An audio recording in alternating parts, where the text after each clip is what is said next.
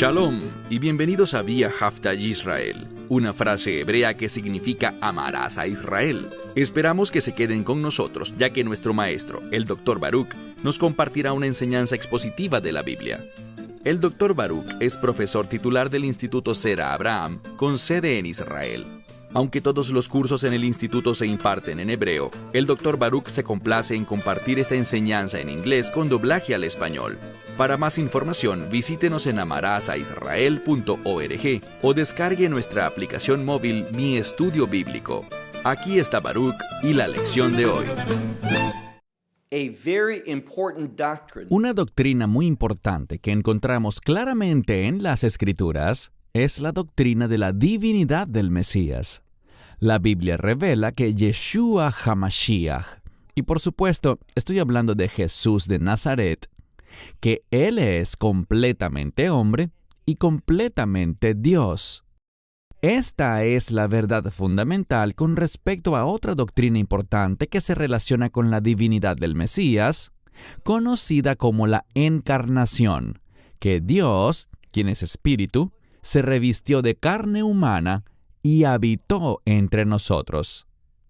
Cuando estudiamos proféticamente al Mesías, encontramos un nombre muy específico que Isaías menciona.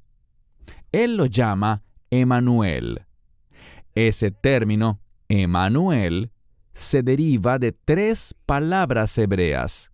Que significa con, luego Anachnu, en su forma abreviada Anu, que significa nosotros, y finalmente El, que significa Dios.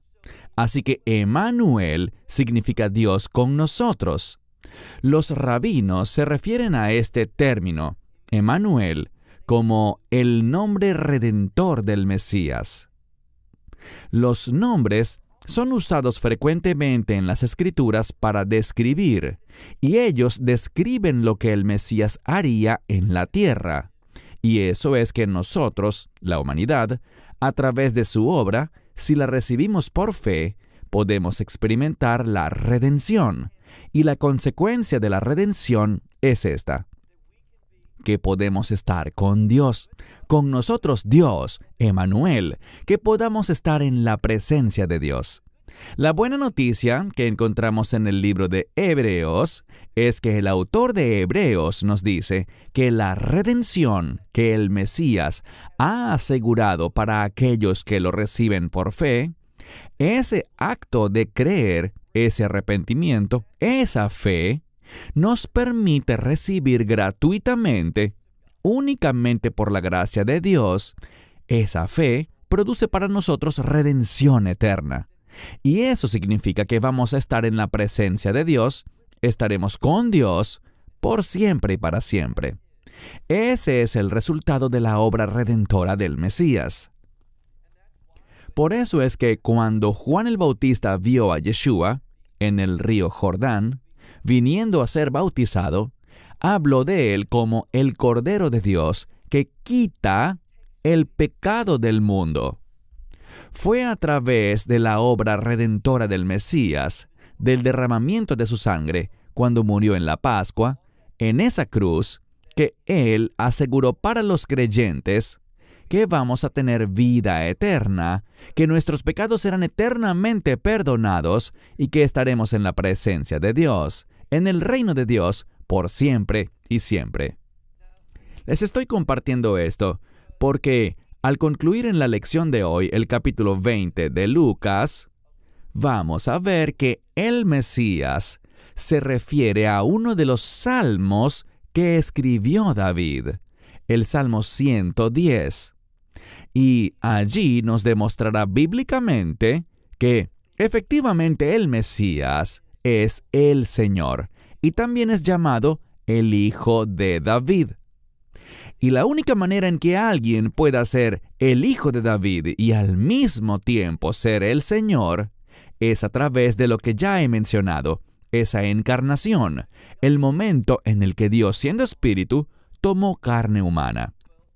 Toma tu Biblia y ve conmigo al Evangelio de Lucas, capítulo 20. Libro de Lucas, capítulo 20, y vamos a comenzar en el versículo 41. Noten lo que el Mesías dice a este grupo de individuos que se han reunido ante él. Dice el versículo 41. Pero él les dijo, ¿cómo dicen que el Mesías es el hijo de David? Bien, atención aquí. Sabemos que una de las formas en las que comúnmente la Biblia se refiere al Mesías, y es algo que vemos tanto en el Nuevo Pacto como también en el judaísmo, el Mesías es llamado el Hijo de David, y eso es porque Dios hizo con David un pacto, hablando acerca de uno que reinaría sobre el trono de David en Jerusalén. Y este del que se habla con ese título es efectivamente el Mesías. Él proviene del linaje de David, de la casa de Judá, para ser rey. Y Él es el Rey de Reyes y Señor de Señores. Así que el Mesías aquí en nuestro primer versículo, el 41, está hablando a la multitud, a estos individuos, y dice, ¿cómo dicen que el Mesías, cómo es que dicen que Él es el Hijo de David? Mira ahora el versículo 42. Y David mismo dice en el libro de los Salmos, aquí él cita el Salmo 110. ¿Y qué dijo David en el libro de los Salmos? El Señor dijo a mi Señor. Aquí tenemos esa misma palabra, Señor. Y la primera vez que se usa, se refiere al Señor Dios Todopoderoso. La segunda vez que se usa, se refiere al Hijo de David, que es el Mesías. Lo que descubrimos es lo siguiente. David lo escribió y David llamó al Mesías Señor. ¿Cómo pudo ser eso posible? Solamente porque el Mesías es divino.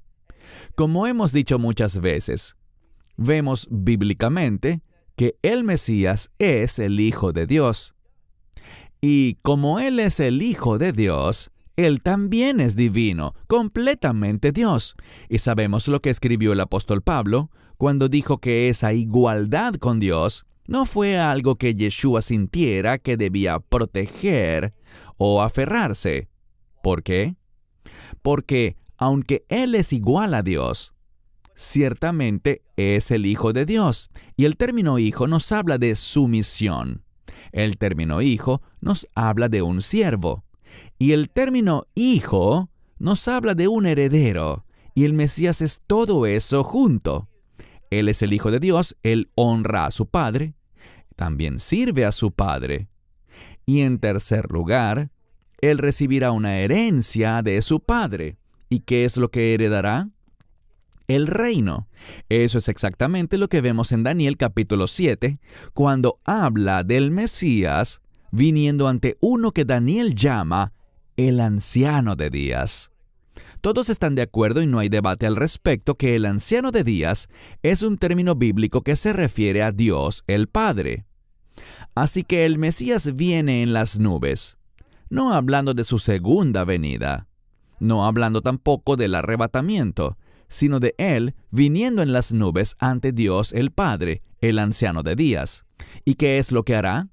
Él recibirá su herencia como el Hijo de Dios. ¿Y qué es lo que heredará? Él va a heredar un reino, va a heredar gloria y honor, y todas las personas lo van a adorar. Eventualmente llegará el día en el que toda rodilla se doblará y toda lengua confesará para gloria de Dios Padre que el Mesías es Señor. Así que no debería sorprendernos aquí que encontremos que Dios está hablando, y noten lo que dice, lean cuidadosamente el pasaje. Dice el verso 42. David mismo dice en el libro de los Salmos, el Señor dijo, ¿quién es ese? Dios Todopoderoso. Dijo a mi Señor, ¿quién es el Señor de David? El Mesías. ¿Y qué le dijo Dios Padre al Mesías? Siéntate a mi derecha. Esto es importante porque la derecha es un lugar de prominencia. Es un lugar importante. Hagamos una pausa. Hay algo bastante único que debemos recordar en el libro de Apocalipsis. Allí se habla frecuentemente sobre el trono de Dios. De hecho, si quieres hacer un estudio muy interesante, solo rastrea la palabra trono a lo largo del libro de Apocalipsis. Y una de las cosas que encontrarás es la siguiente. Encontrarás que el Mesías está delante del trono. Está a la derecha del trono. Y eventualmente, Él tomará el trono. ¿Por qué? Proféticamente ya hemos hablado de eso. En Daniel capítulo 7 dice que el Mesías heredará el reino y Él reinará sobre ese trono. Sabemos que históricamente no fue David sino el rey Salomón quien construyó el primer templo.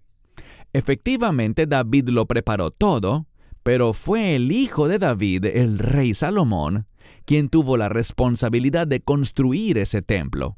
El hijo de David. Y vemos cómo ese término, hijo de David, está tan relacionado con el templo, con el reino y con las promesas de Dios. Por lo tanto, mira lo que dice.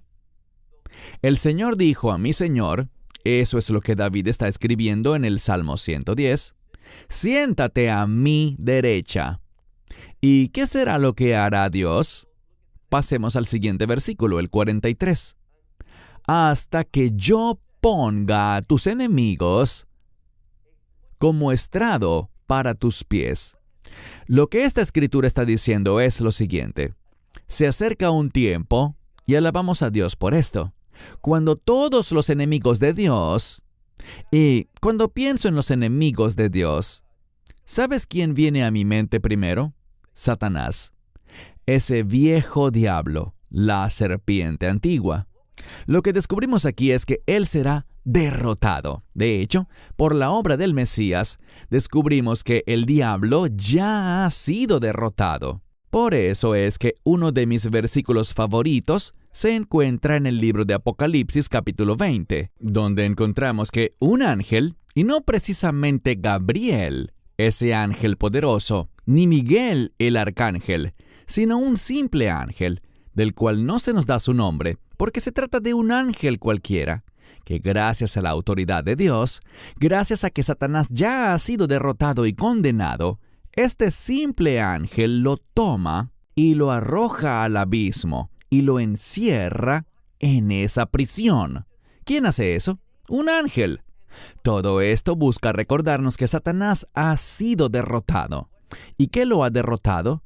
El Hijo de David, es decir, el Mesías, quien es el Hijo de Dios. ¿Y cómo lo derrotó? Por su obra en la cruz, mediante la redención. Noten esta maravillosa promesa.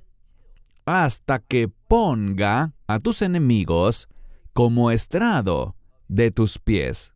Versículo 44. Por tanto, David lo llama a él, refiriéndose al Mesías, Señor. Bien, si David lo llama Señor, y el contexto aquí no habla simplemente en términos de amo o dueño, sino que es una referencia al Señor de señores. Es una referencia a Dios. Es una referencia a la divinidad del Mesías. Así que dice, por tanto, si David lo llama a él Señor, ¿cómo es posible que él sea a la vez su hijo? Entonces, si él es el Señor, es decir, Dios Todopoderoso, ¿cómo puede ser también el hijo de David? Solo hay una respuesta. Ya hemos hecho alusión a ella 2 veces y lo haremos una vez más, por tercera vez. Es por medio de la encarnación, mediante la que Dios ha hecho algo. Él ha visitado a su pueblo y se ha humillado a sí mismo. Imaginen eso. El Dios Todopoderoso, Santo, perfecto y justo, que no necesita nada ni le falta nada, que es totalmente autosuficiente, Él se humilló a sí mismo, tomando forma de carne humana. Bien, estamos hablando del Hijo de Dios. ¿Por qué? Porque cuando hablamos de humildad, es apropiado que el Hijo sea humilde, que el Hijo sea sumiso, pero no el Padre. Y noten que estos términos se relacionan literalmente con tres personas distintas. No creemos que ellos sean modos, ni creemos que sean partes de Dios, sino que son tres personas distintas: Dios el Padre, Dios el Hijo y Dios el Espíritu Santo. Y lo que descubrimos aquí es que se refiere al Hijo, y cuando se habla del Hijo, la sumisión debe venir a nuestra mente. Sumisión con un propósito, con un objetivo. ¿Cuál objetivo? Honrar al Padre. Él se somete con el fin de honrar a su Padre y, oye bien, para cumplir la voluntad de su Padre. Esta es la gloria del Hijo, que Él cumpla el propósito de su Padre. Y quedó confirmado que el Mesías efectivamente cumplió eso. ¿Cómo fue confirmado para nosotros? ¿Qué hizo Dios el Padre para demostrar que lo que Yeshua hizo estuvo conforme al plan de su Padre, al propósito de su Padre, a la voluntad de su Padre? Él murió en esa cruz, y la evidencia de que Dios recibió esa obra, que recibió esa redención que el Mesías proveyó al derramar su sangre, la evidencia de eso es la resurrección. La Biblia dice una y otra vez que Dios el Padre levantó al Mesías, a Dios el Hijo, de entre los muertos. Y la resurrección, hablamos un poco sobre la resurrección la semana pasada, cómo se relaciona con el reino. Y lo que vemos aquí es que el hecho de que Dios resucitó al Mesías de entre los muertos significa la obra de redención. ¿Y cuál es el resultado de la redención? ¿Qué produce ella? Bueno, puedes preguntarle a cualquier rabino.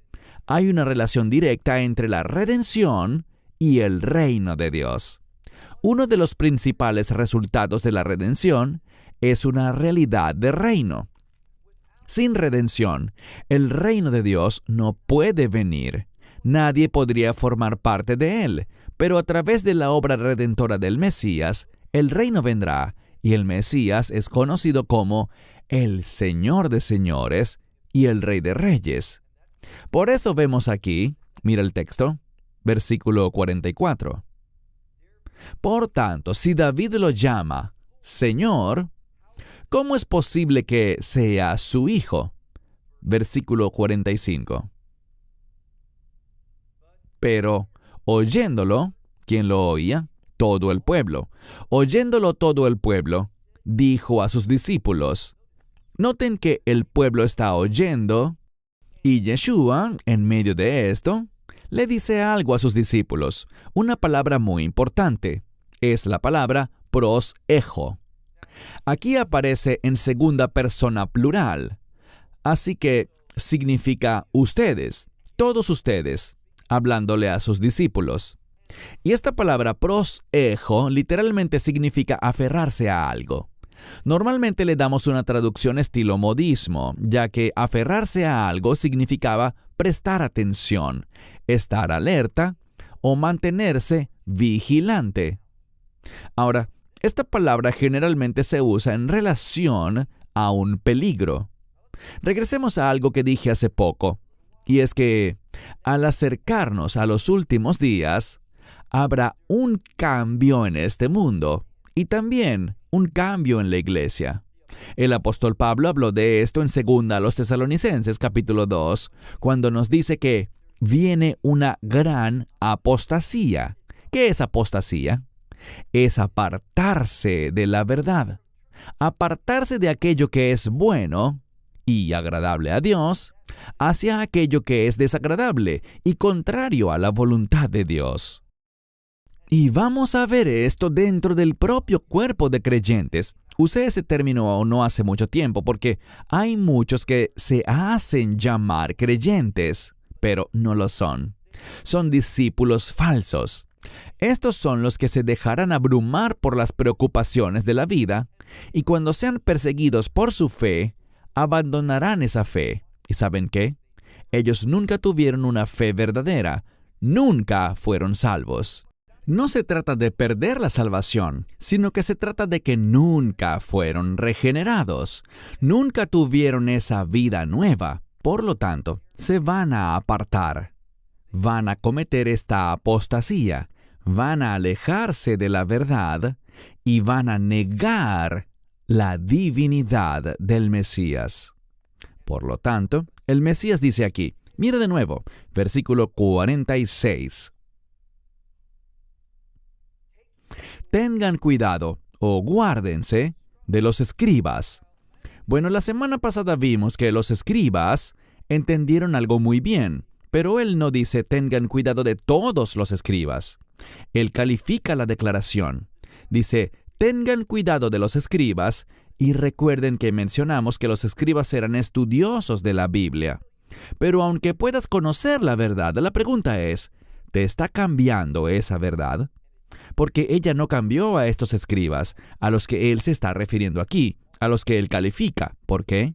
Noten lo que dice. Tengan cuidado de los escribas, los que desean andar con largas túnicas. ¿Qué más les gusta? Les gustan estas largas túnicas que los diferencian de los demás, que de alguna manera comunican a los demás que son tan santos, que son tan piadosos, que son tan religiosos, que son tan devotos a Dios. Les gusta presentarse así. Eso no es humildad. Eso no es alguien que conoce la verdad de Dios. Así que les gusta ser vistos con largas túnicas y aman los saludos en las plazas, que los llamen por un título religioso. Aman estos saludos en las plazas y no solo eso. También los primeros asientos, los principales, los mejores asientos en las sinagogas y los primeros asientos en los banquetes. Ellos se enfocaban en algo, pero no en el reino de Dios. Cuando tienes mentalidad de reino, te negarás a ti mismo. No pondrás el énfasis en lo material, sino que pondrás el énfasis en las promesas de Dios, en las bendiciones de Dios, que vas a recibir no en esta era, sino en la era venidera, en el reino de Dios.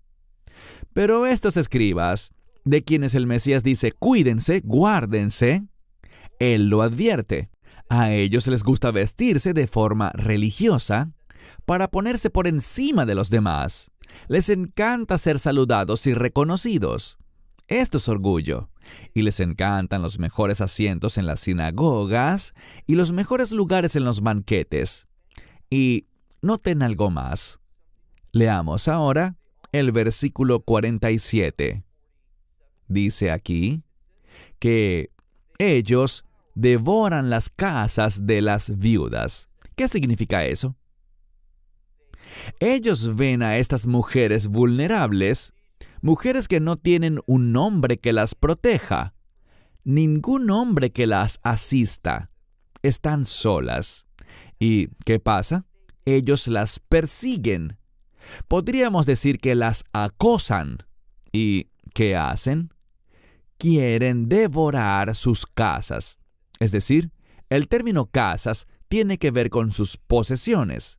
Ellos procuran hacerse amigos de estas viudas, les prestan atención para poder engañarlas y hacer que les den sus bienes, su riqueza. Por eso dice, estos son los que devoran las casas de las viudas. Y noten algo más. Dice que también, por pretexto, eso significa algo que es falso, que intenta aparentar ser real. ¿Y qué quieren aparentar? Bueno, les gusta hacer largas oraciones. Ellos hacen estas oraciones bien, pero bien largas, tratando una vez más de mostrar cuán santos, cuán justos, cuán religiosos y cuán comprometidos están con Dios. Pero el Mesías dice que es un pretexto, es falso, y es una actuación que usan para engañar a los demás. Por tanto, Él les dice, cuídense. Y este término, aférrense, que significa tengan cuidado o presten atención, literalmente es aferrarse a algo, y es una advertencia. Vemos que el Mesías usa este término en muchos lugares de la Escritura con respecto a los últimos días. Y una de las formas como debería entenderse es la siguiente. Las cosas que has aprendido, las cosas que has recibido, la verdad de la palabra de Dios, las doctrinas de la Escritura, aférrate a eso. No permitas que lo que sucede ahora y lo que sucederá en los últimos días te aleje de la verdad de Dios. Por eso dice, tengan cuidado, estén atentos, guárdense. Y dice aquí que estos individuos de los que deben guardarse aman devorar las casas de las viudas y por pretexto hacen largas oraciones. Concluyamos. Mira la última parte del versículo 47. ¿Qué dice el Mesías? Él dice estos, y es enfático, estos escribas, en otras palabras, recibirán, y usa una palabra para algo abundante. Sabemos que la Escritura dice que el Mesías vino para que tengamos vida, y que sea una vida en abundancia, que crezca más y más. Este es el mismo término. Pero aquí no está hablando de una vida abundante. No está hablando de vida en el reino de Dios y de las bendiciones que vamos a tener en el reino, en la presencia de Dios. Dice algo muy diferente, que ellos van a tener algo que es abundante, algo que va en aumento. ¿Y qué será? Bueno, aquí lo dice. Estos son los que recibirán más y más abundante, y aquí viene la palabra, juicio o condenación. Lo que la Escritura nos está revelando es lo siguiente. Solo hay dos lugares posibles donde puedes pasar la eternidad.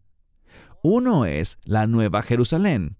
Y si no estás en la Nueva Jerusalén, ¿sabes dónde estarás?